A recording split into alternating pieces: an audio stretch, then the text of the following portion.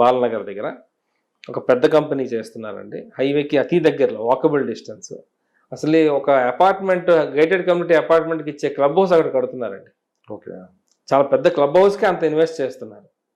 So అలాంటి ప్లేస్లో తీసుకుంటే ఎప్రిషియేషన్ కూడా ఎక్కువ వస్తుందిలేండి. మంచి కాలనీ ఏర్పాటు అవుద్ది అక్కడ, మంచి రేట్స్ కూడా వస్తాయండి అక్కడ. Okay. So this is what about మన బెంగళూరు హైవే అండి. సో ఈ లొకేషన్స్ మీకు చెప్పిన లొకేషన్స్ ముంబై హైవే నుంచి బెంగళూరు హైవే వరకు చుట్టూ ఈ లొకేషన్స్లో అయితే బాగానే ఉంటుందండి.